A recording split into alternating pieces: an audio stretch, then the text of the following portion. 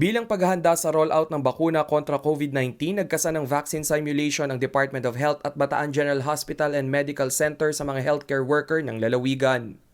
Base sa simulation, aabuti ng 23 minutes ang buong proseso ng pagbabakuna sa kada individual. Ito'y simula pagdating sa vaccination area hanggang sa matapos ang pag-administer ng COVID-19 vaccine. May 5 steps sa pagbibigay ng bakuna. Step 1 ay kukuhanan muna ng body temperature sa designated waiting area. Step 2, ipresenta ang identification card sa registration area. Step 3, panoorin ang DOH vaccine video campaign bago lagdaan ng consent letter. Step 4, magkakaroon ng blood pressure checking at medical screening. At Step 5, ituturok na ang bakuna at mananatili ng 1 oras sa ospital para maobserbahan. Naglaan ng 1 bilyong piso ang pamahalaang panlalawigan ng Bataan para sa procurement ng kanilang COVID-19 vaccines. Moderna ang bakunang i-administer sa mga Bataenyo.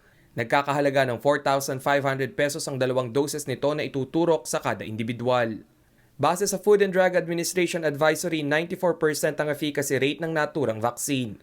Higit 760,000 ang populasyon ng Bataan at 70% sa bilang ang target na mabakunahan upang matiyak ang herd immunity.